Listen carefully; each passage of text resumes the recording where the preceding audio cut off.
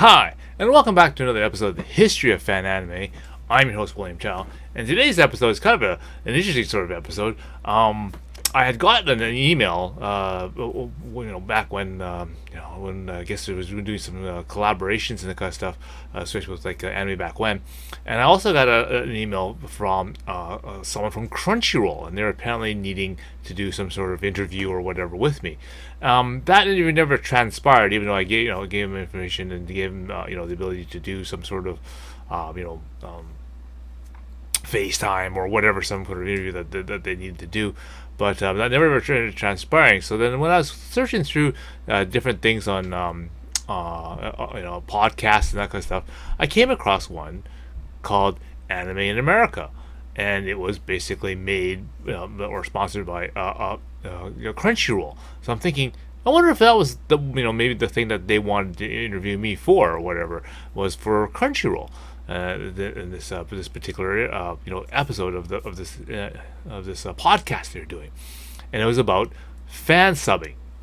So I thought, okay, well, that's probably it or whatever. So I went to listen to it, and then looked at the episode, and it seems that I would be the person to ask some questions at least about that kind of thing. But they may have to find somebody else, and that was fine. So I'm going to go through the episode and just sort of see what and see if what I can add to that. All right.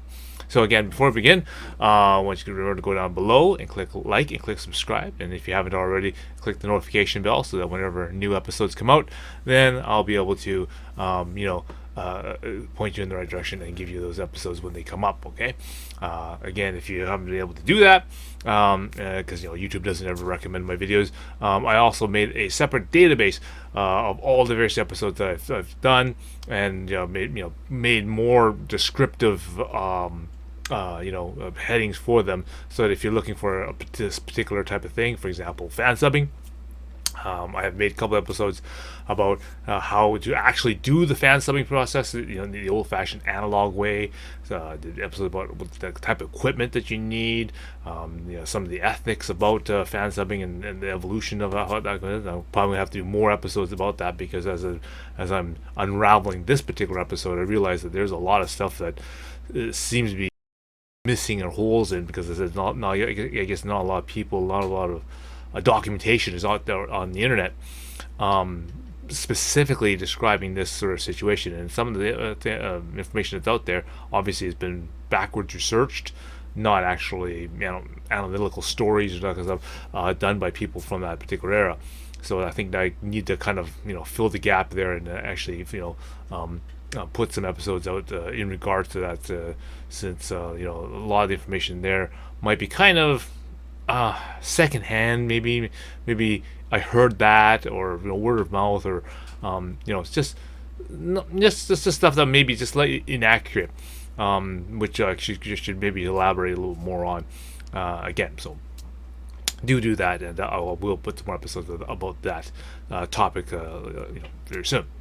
Anyway, so let's begin with basically this how I basically came across this. So basically, about the time when I was doing the crossover event and doing the interview with Rekka over at Anime Back When, so to have an opportunity to check out his channel, do so. He asked me to basically do some sort of interview, and basically asked me how I got into Japanese animation, and how I did all this, the stuff for fan subbing and that kind of stuff, and the whole entire story that I have there. And around that same kind of time, I also got this email that saying from someone that who's apparently part of CrunchyRoll or something, and they were going to do some sort of thing for that. And I thought, okay, well, that's interesting. So I replied back to my information and that kind of stuff, but I never ended up getting a reply back. So I imagine they either found somebody else, or they did the interview without me, or whatever. That's fine.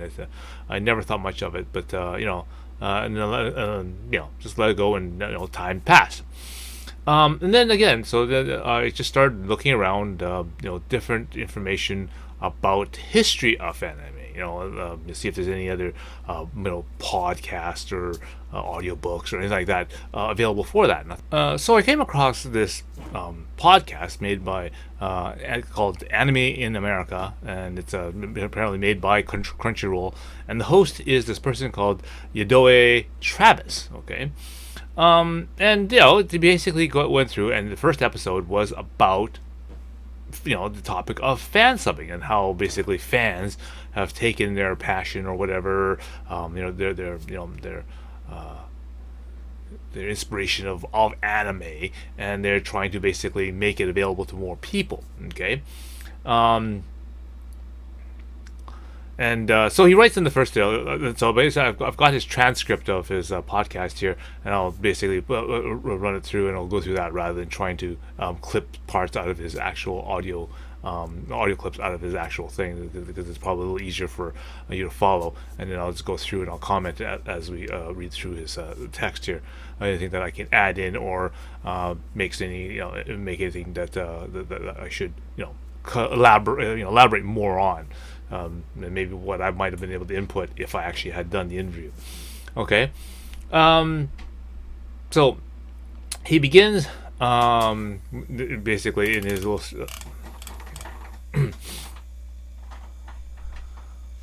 he begins in his podcast. There's so much content out there for you guys to enjoy. It's hard to feel like it even matters sometimes.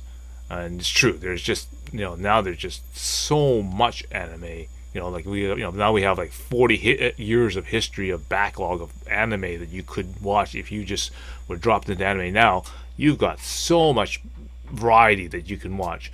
Definitely. And then now even with just watching the new animes, there's just so much of it out there. Of course, a lot of it, just because of so much of it, it's sometimes hard to find the good ones in the rough. But it's definitely, there is lots out there. Watching anime is so easy now that there's YouTube series about anime, there's music about anime, there's anime about anime. And it's hard to imagine the days when you had to acquiesce to actual TV schedule to just watch Dragon Ball Z. So he's basically referring to that. Yeah, you're right. There's you just type in the word anime on a search engine and you can get so much stuff, whether it's YouTube videos, whether it's music videos, AMVs. I mean, back then all we had was a Otaku no video for an anime about anime fans and that kind of stuff. But now there's it's like who cares? There's animes about video game people. There's anime about RPGs and that kind of stuff. There's anime about cosplayers. I mean, there's just so much stuff out there. You can go down a pretty big internet rabbit hole. Just try to search that kind of stuff. And he comments, yeah, it's hard to imagine the days where you had to go back and you had to wait on a TV schedule, buy a copy of TV Guide magazine, and you have to basically say, oh, okay, when's my next Dragon Ball episode coming? Oh, it's 3:30 on YTV, or 3:30, 4 o'clock on the Cartoon Network. So that gave you just enough time to get home from school. And then as soon as you get home, so you grab your snack, you turn on the TV, and then bam, you can watch the next episode of Dragon Ball or Gundam Wing or Sailor Moon right then and there. And that was the way to do it. But let me just sort of even kind of go back even to a time where anime wasn't even on TV. You had to go and literally go to a video store or something and actually get tapes and rent them from the video store, or even a time even before that where these tapes weren't even available in a video store because they just weren't available. I mean, anything before 1992, when the 92, 93, when the first U.S. releases of anime came out, there was no anime. There is no Maddox or Dangayo, X1, any of those type of shows on video cassette were not even available in the video stores, right? So the only way you can get them is through fan subs. And so that's what this whole entire episode is about, is basically, how did these people, anime fans, get anime back in the days even before then, right? And that was basically using things like fan subs and tapes and stuff like that. So it continues.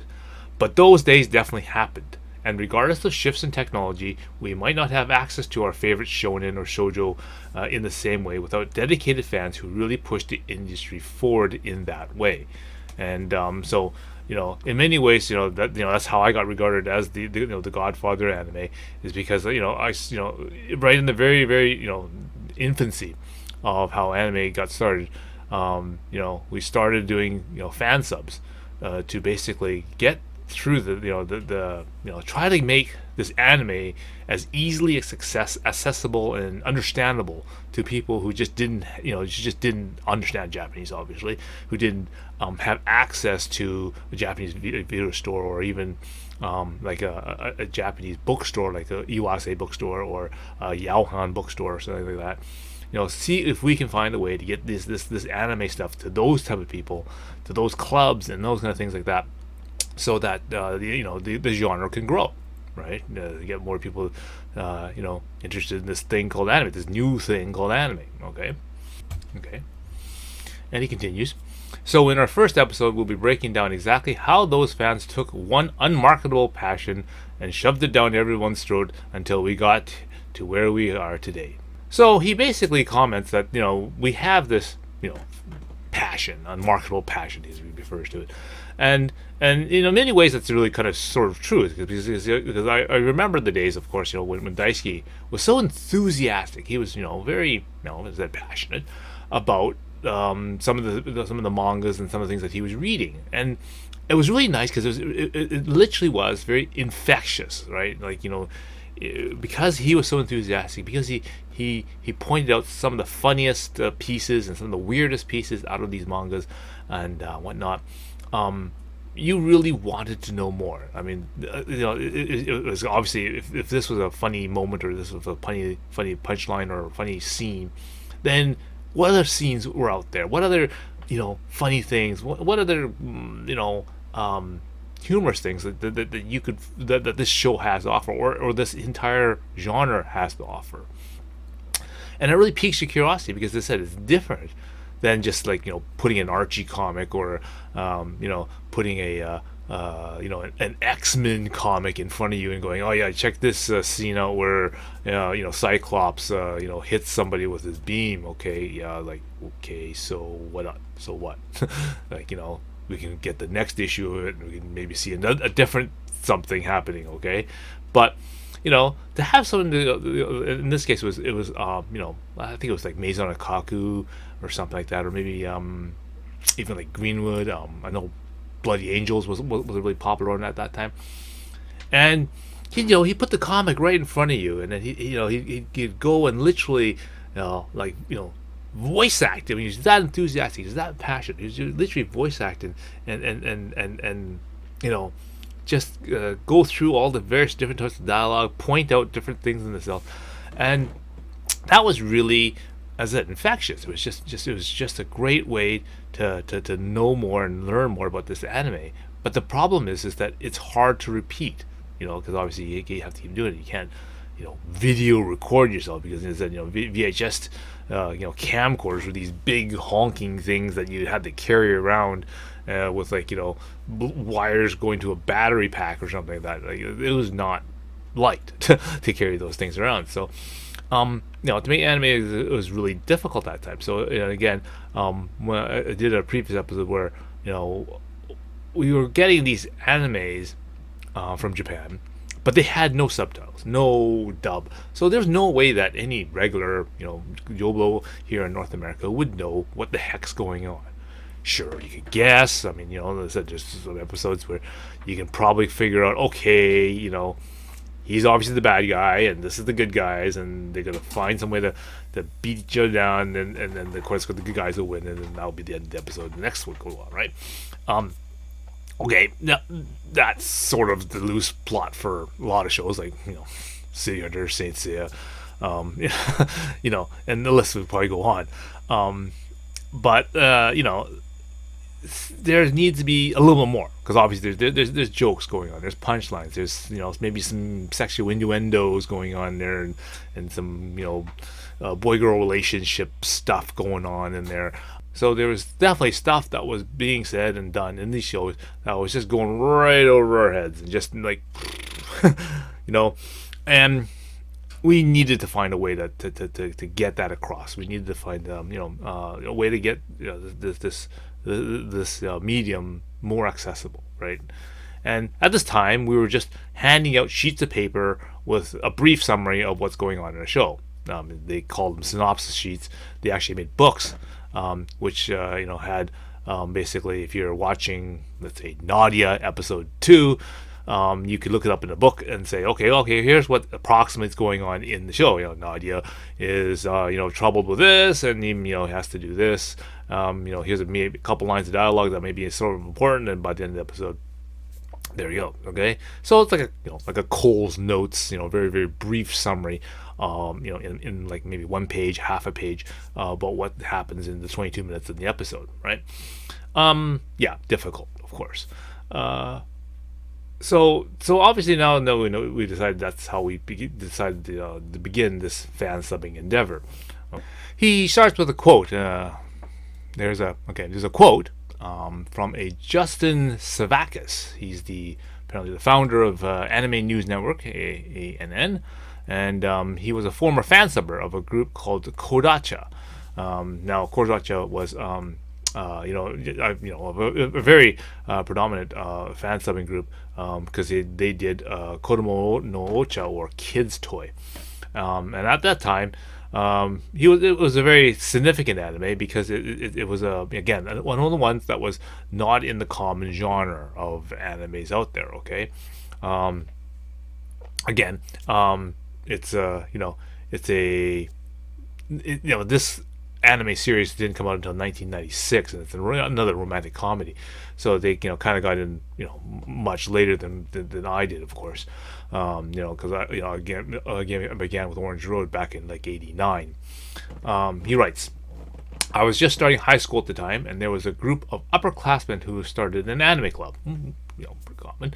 And they had a couple of these weird videotapes I knew were not legal, but seemed to be subtitled, kinda, on the DL, down low, by fans, and just passed around. They were copies of copies of copies, so they were pretty blurry, and they were just stuff you just couldn't get anywhere.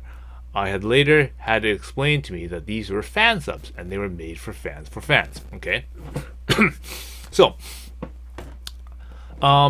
basically at this time, okay, and he's referring to 1996. Okay, so again, these commercial companies have only just started releasing Japanese animation, right? You gotta think, the biggest shows at that time were like X01, Dangaio, which again came out in 1992, 93, Bubblegum Crisis in 95, around 95. So Project Echo in 94. So a lot of this just very very quote old animes, because these titles were back in 1986, 87, genre type age. So they're not releasing new animes that that anime fans really knew about. Of course, we've known about them for several years, like 5 to 7 years. We've already known about things like Project Echo and Dango and X01, but they're now just finally hitting the shores in a commercial form.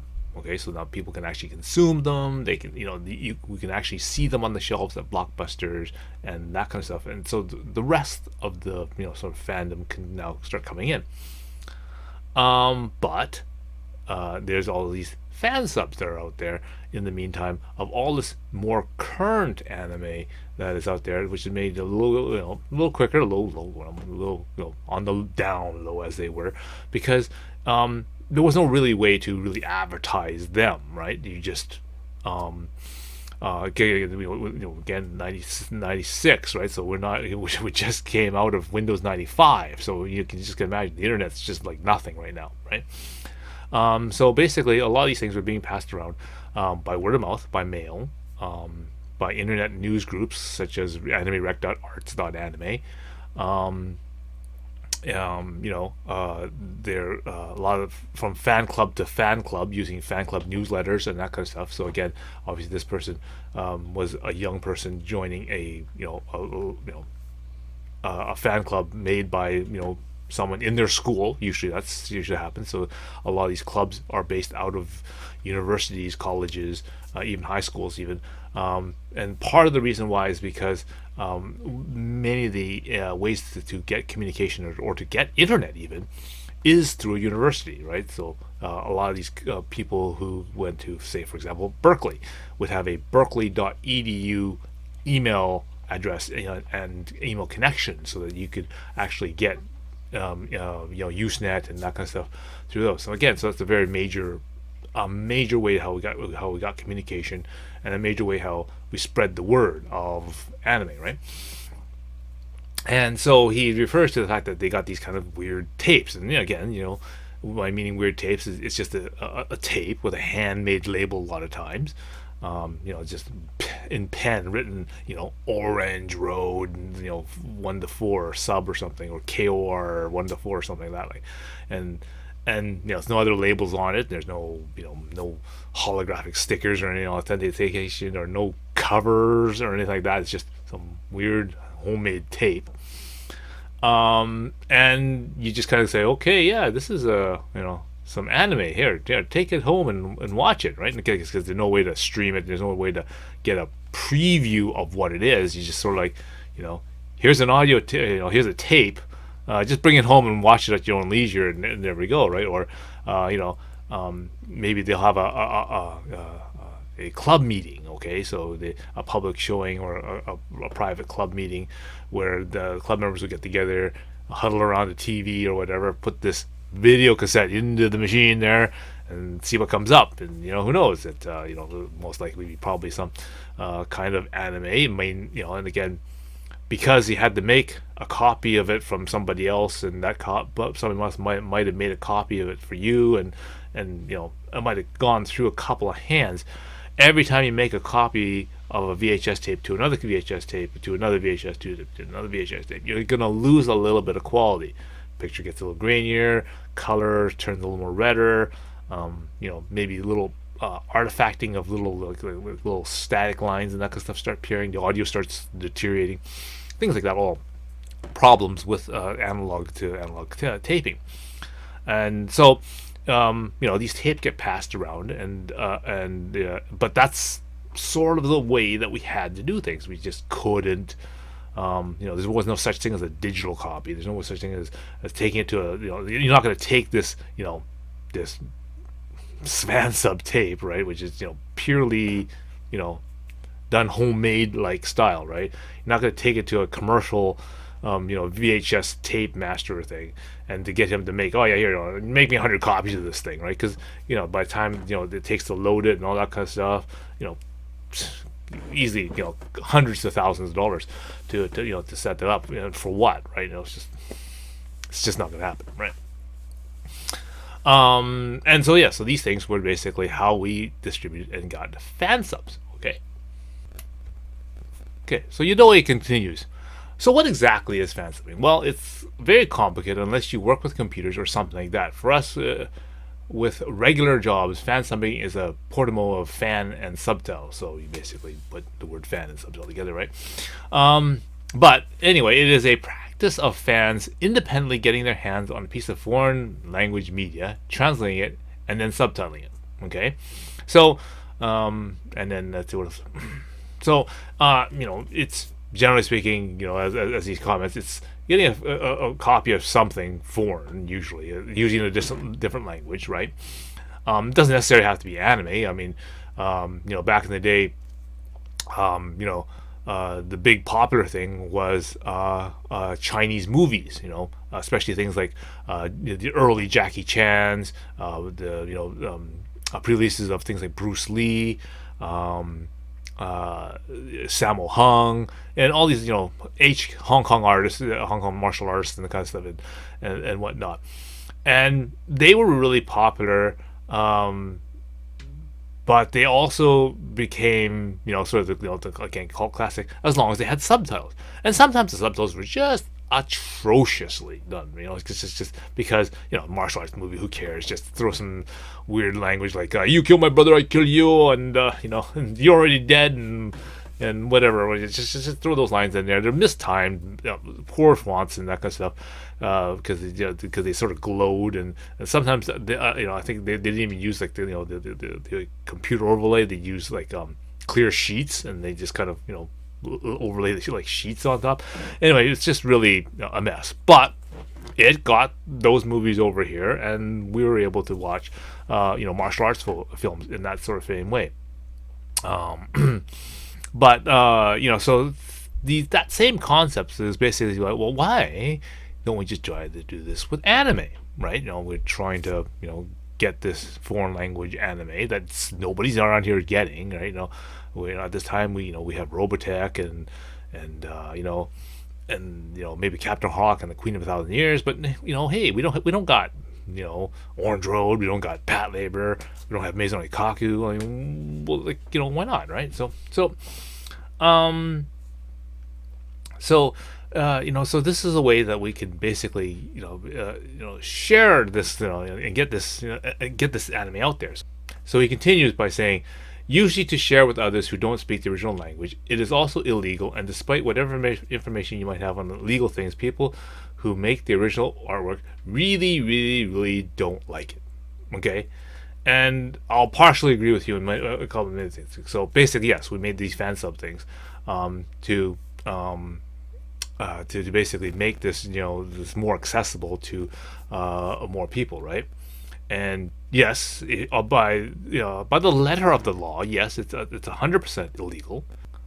I will comment, okay, in a previous episode, that in many ways, okay, and by the letter of the law, it would be illegal, okay, but it's also and again, if you were one to try to impose fair use, okay, that would be pretty tough, because there's a lot of gray areas in the four pillars of the fair use instrument. But for the most part, as a fan subber, we knew that it was kind of on the sketchy edge, right? We knew that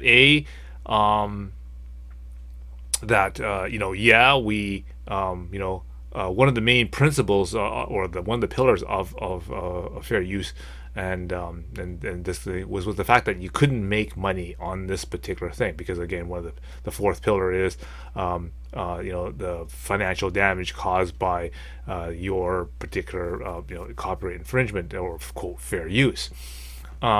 But of course, the second major argument was, of course, that you're making this transformative, right? Because now you're taking the original content and you're adding, educational translation to this. So basically, so you may strike a victory with pillar 2, but you're probably not getting away with pillar 4. So different things like that sort of indicate, and of course, the length of the thing, which is pillar 3. Obviously, you're using the entirety of the thing, opening ending credits, that kind of stuff. So you're probably not gonna win a fair use suit, if that. And again, we were very concerned about that, obviously, because you knew that we weren't 100% legally correct. Okay, so even if you argued fair use, you were probably in the sketchy edge. But you were also counting on the fact that you were so minorly in the minority and so underground that no one would really care. Okay, that was sort of the other thing, right, too, because you figure, okay, if you're in Japan and you had, let's say, Orange Road, for example, you made 10,000 laserdiscs to make, to sell in Japan, and that was really what, your target audience, that was your target market. Why would anyone else, other than people maybe living in Okinawa and maybe, maybe like Hawaii, okay, why would you guys, like anyone else anywhere in the world, care about, a Japanese animation about Japanese students in a school in Japanese? Like, really?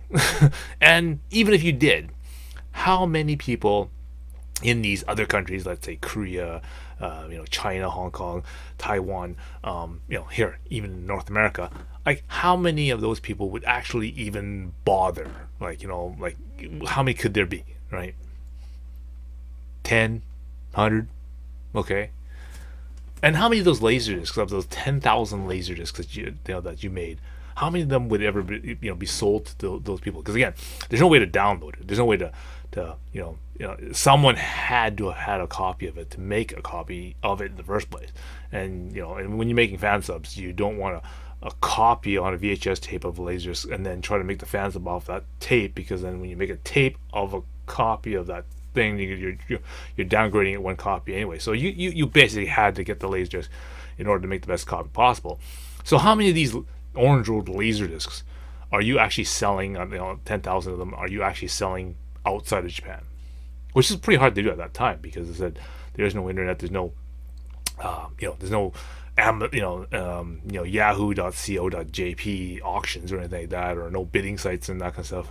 No eBay, obviously, at this time, so that you can get this stuff, right? You had to basically go to a Japanese bookstore or something that deals with Japanese products, okay, and then have them bought in Japan, shipped overseas to wherever you are, and basically get that way. So how many those kind of cases, how many situations would that ever happen? Out of 10,000 Orange Road discs, what,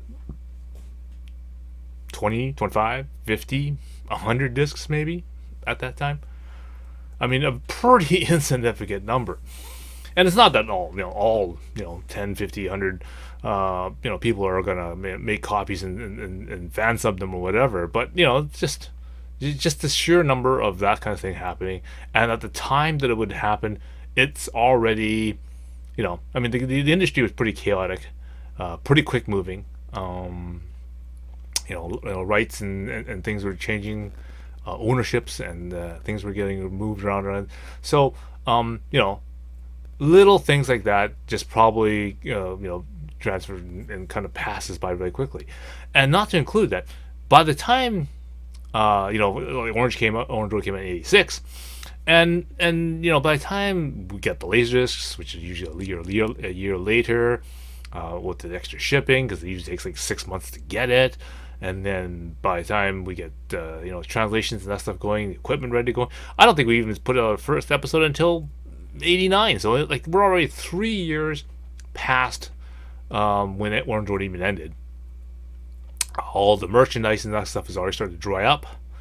All the main hype is pretty much over for the main series of Orange Road. Sure, OVAs and movies and stuff came, but the lag time was just so much at this particular start that a lot of people have already sort of forgotten about it, right? In that sort of sense. So yeah, you could say it is, again, the people who made Orange Road and that kind of stuff probably were not, a little bit of both. They probably flattered that these weirdos over in North America even cared about their series, and the fact that they're trying this endeavor. And of course, I'm sure that when they got approached by Anime Ego, to say, hey, this Orange Road series is pretty good, we'd be interested in licensing it. They're probably going, what the why would you guys want to get Orange Road like that? Really? You're giving us money, you want to buy and get rights for Orange Road from us? Bunch of Americans? Why? You want to give us how much money? Sure. Just start handing it over. Sign the check right now. I'll take it right now. Jeez. So I hope you found that pretty interesting. And again, you can go and find the full podcast for that particular show. Again, it's called Anime America. It's presented by CrunchyRoll, and it's all hosted by Yadoi Travis. Okay. And you can find it on all the various audio platforms that are available. But yes, anyways, I just wanted to interject and clarify some of the parts that that he wrote in there. Again, maybe just because I had a hunch that maybe they needed me or was interested in interviewing me for at least some parts of this this documentation. They just, I guess, maybe they just weren't able to get in touch with me, or they just had maybe enough that they thought that they could run this thing, and it's pretty good. I'd clarify a few sections as I did in this video, and it would be probably good. All right. So I hope you found this very educational and very interesting insight into the past, the very beginnings of fan subbing. I hope it was able to add into this thing for you. Okay. So again, if you haven't done so, click like and click subscribe, and I will see you in the next video. All right. So until next time, see you again.